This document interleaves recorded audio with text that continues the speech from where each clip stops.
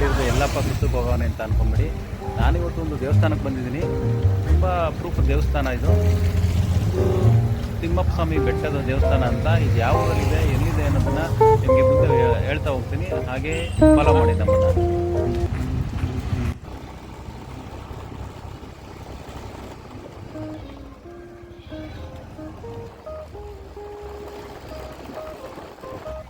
ಈ ಬೆಟ್ಟದ ಮೇಲಿರೋ ದೇವ್ರ ಬಗ್ಗೆ ಒಂದು ಇತಿಹಾಸ ಇದೆ. ಆ ದೇವ್ರನ್ನ ಸ್ಥಾಪನೆ ಮಾಡಿದವರು ಒಬ್ಬರ ಮಹಾನ್ ಋಷಿಗಳು.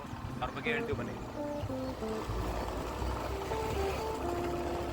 ಇಲ್ಲೆಲ್ಲ ಉಳ್ಳೋಗ್ತಾವ್ರೆ, ಸುಗ್ಗಿ ಕಾಲ ಅಲ್ವಾ, ಅದಕ್ಕೆ. ಬೆಟ್ಟದ ದಾರಿ ಸಿಕ್ತು, ಬೆಟ್ಟ ಹತ್ತುತ್ತಾ ಇದೀವಿ. ನೋಡ ಮುಂದೆ ಹಂಗೆ ಬನ್ನಿ, ಫಾಲೋ ಮಾಡಿ. ಇಲ್ಲಿಂದ ತಾರ್ ರೋಡ್ ಸ್ಟಾರ್ಟ್ ಆಗುತ್ತೆ. ಆದರೂ ರೋಡ್ ತುಂಬ ಚಿಕ್ಕದಿದೆ. ಸ್ವಲ್ಪ ಹುಷಾರಾಗಿ ಬನ್ನಿ ಬರಬೇಕಾದ್ರೆ. ನೀವು ಯಾರಾದರೂ ಬಂದರೆ, ರೋಡ್ ಚಿಕ್ಕದು.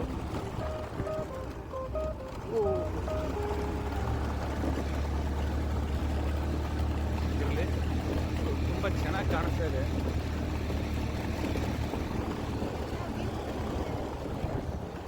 ವ್ಯೂ ಚೆನ್ನಾಗಿದೆ.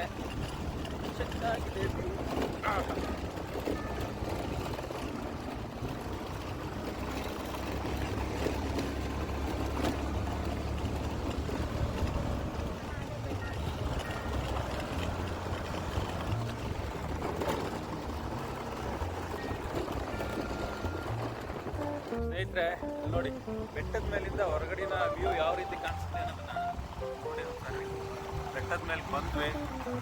ದೇವಸ್ಥಾನದ ಗೋಡೆಗಳಿವು.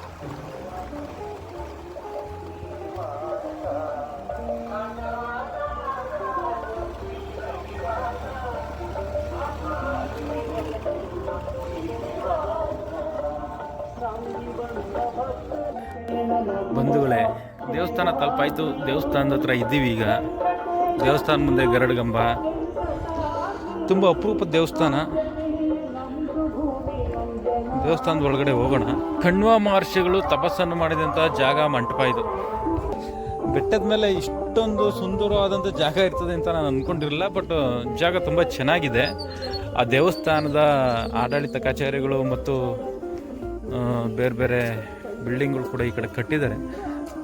ಬೆಟ್ಟದ ಮೇಲೆ ಇಷ್ಟು ಅಗಲವಾದ ಜಾಗ ಇದೆ ಅಂತ ಗೊತ್ತಿರಲಿಲ್ಲ. ಹಿಂದೂ ಪುರಾಣಗಳಲ್ಲಿ ಕಂಡುಬರುವಂಥ ಸಪ್ತ ಋಷಿಗಳು ಒಂದು ಕಡೆ ಆದರೆ ಕಣ್ವ ಮಹರ್ಷಿಗಳು ಒಂದು ಕಡೆ. ಕಣ್ವ ಮಹರ್ಷಿಗಳು ಇಲ್ಲಿ ತಪಸ್ಸು ಮಾಡಿದರು. ಅವರೇ ಇಲ್ಲಿನ ದೇವಸ್ಥಾನದ ದೇವರ ವಿಗ್ರಹವನ್ನು ಸ್ಥಾಪನೆ ಮಾಡಿದರು ಅನ್ನುವಂಥ ಒಂದು ಉಲ್ಲೇಖ ಕೂಡ ಇಲ್ಲಿದೆ. ಬೆಟ್ಟದ ಮೇಲಿರೋ ಕಲ್ಯಾಣಿ ನೋಡಿ ಎಷ್ಟು ಚೆನ್ನಾಗಿದೆ. ಕಲ್ಯಾಳೆ ನೀರು ಕೂಡ ಚೆನ್ನಾಗಿದೆ. ಮೀನುಗಳು ಕೂಡ ಸಣ್ಣ ಸಣ್ಣ ಮೀನುಗಳು ಕಾಣಿಸ್ತಿದ್ದಾವೆ. ನಿಮಗೆ ಕಾಣಿಸ್ತಿದೆಯಲ್ಲ ಗೊತ್ತಿಲ್ಲ.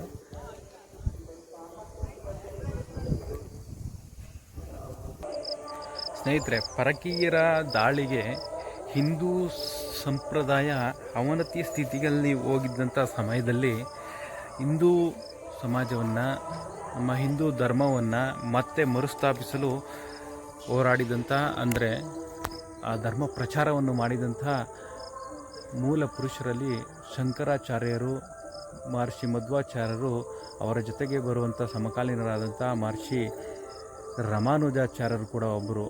ಅವರು ಮೂಲತಃ ತಮಿಳುನಾಡಿನವರು. ತಮಿಳುನಾಡಿನಲ್ಲಿ ಚೋಳ ರಾಜರ ಉಪಟಳವನ್ನು ತಾಳಲಾರದೆ ಅವರು ತಮಿಳುನಾಡಿನಿಂದ ಓಡಿಬಂದು ಕರ್ನಾಟಕದ ಮೇಲ್ಕೋಟೆಯಲ್ಲಿ ನೆಲೆಸ್ತಾರೆ.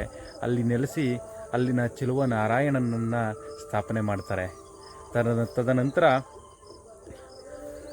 ಹೊಯ್ಸಳರ ಪ್ರಸಿದ್ಧ ದೊರೆ ಬಿಟ್ಟಿದೇವನ ಸಂಪರ್ಕಕ್ಕೆ ಬಂದಂಥ ರಾಮಾನುಜಾಚಾರ್ಯರು ಆ ಬಿಟ್ಟಿದೇವನನ್ನು, ಮೂಲತಃ ಜೈನನಾಗಿದ್ದಂಥವನನ್ನು ಹಿಂದೂ ಧರ್ಮಕ್ಕೆ ಮತಾಂತರಿಸ್ತಾರೆ.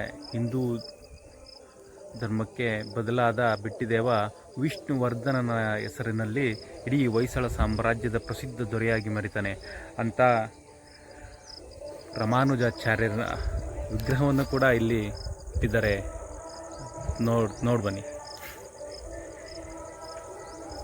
ಗೆಳೆಯರಿ. ಇವರೇ ರಾಮಾನುಜಾಚಾರ್ಯರು. ನಮ್ಮ ಹಿಂದೂ ಧರ್ಮವನ್ನು ಪುನಃ ಸ್ಥಾಪಿಸಲು ತುಂಬ ಶ್ರಮ ಪಟ್ಟಂತಹ ಮಹರ್ಷಿಯವರು.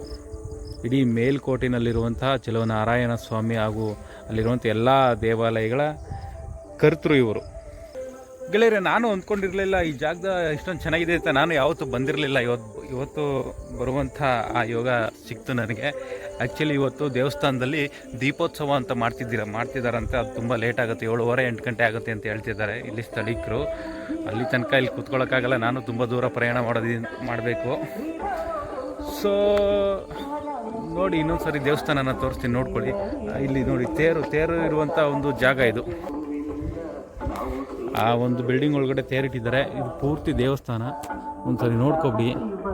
ಕಣ್ವ ಮಹರ್ಷಿಗಳ ತಪೋಭೂಮಿ. ಅವರು ತಪಸ್ಸು ಮಾಡಿ ಕಣ್ವ ಮಹರ್ಷಿಗಳೇ ಸ್ಥಾಪಿಸಿರುವಂತಹ ಶ್ರೀನಿವಾಸ ದೇವರ ದೇವಸ್ಥಾನ ಒಳಗಡೆ ಹೋಗೋಣ.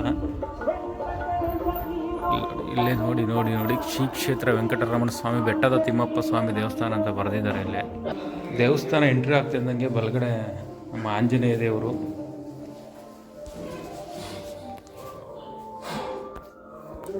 ಶ್ರೀನಿವಾಸ ಪಾದ ಅಂದರೆ ಇಲ್ಲಿ ಭಗವಂತ ಶ್ರೀನಿವಾಸ.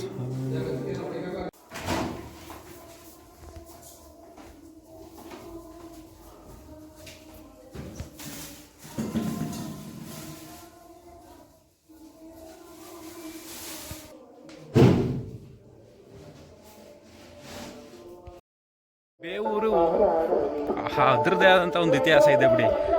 ಈ ಊರಲ್ಲೇ ಒಂದು ಅದ್ಭುತವಾದಂಥ ಇನ್ನೊಂದು ಕಲ್ಪನೆ ಇದೆ. ಈ ಬೇವೂರಿಗೆ ಇನ್ನೊಂದು ಹೆಸರಿದೆ. ಈ ಹೆಸರು ಬಂದು ಕುಡಿಕೆ ಬೇವೂರು ಅಂತ ಕರೀತಾರೆ. ಹೆಚ್ಚಿನ ಜನ ಇಲ್ಲಿ ಮುಂದೆ ಹಿಂದಿನ ಕಾಲದಲ್ಲಿ ಸಣ್ಣ ಸಣ್ಣ ಕುಡಿಕೆಗಳನ್ನ ತಯಾರಿಸ್ತಿದ್ರಂತೆ. ಸೊ ಅದಕ್ಕೆ ಕುಡಿಕೆ ಬೇವೂರು ಅಂತಲೇ ಇದಕ್ಕೆ ಫೇಮಸ್ಸು. ಕುಡಿಕೆ ಬೇವೂರು ಅಂತಲೇ ಕರೀತಾರೆ. ಅಂಥ ಜಾಗದಲ್ಲಿ ಬಂದು ತಿಮ್ಮಪ್ಪ ಸ್ವಾಮಿ ಇಲ್ಲಿ ನೆಲೆಯಾಗಿದ್ದಾರೆ. ನೋಡಿ ಇನ್ನೊಂದು ಸಾರಿ, ಇದು ಪೂರ್ತಿ ದೇವಸ್ಥಾನದ ಹಿಂದೆ ತುಂಬ ಚೆನ್ನಾಗಿ ಮಾಡಿದ್ದಾರೆ. ನಾವು ಹಿಂಗೆಲ್ಲ ಮಾಡಿರ್ತಾರೆ ಅಂತ ಅಂದ್ಕೊಂಡಿರಲಿಲ್ಲ. ದೇವಸ್ಥಾನದ ಬೆಟ್ಟದ ಮೇಲೆ ಈ ಥರ ಪಾರ್ಕ್ ಥರ ಮಾಡಿ, ಒಳಗಡೆ ದೇವಸ್ಥಾನ ಸುತ್ತ ಜಾಗ ಮಾಡಿ, ರೋಡ್ ಮಾಡಿ, ಒಂದು ಸುಂದರವಾದ ಕಲ್ಯಾಣಿ ಮಾಡಿ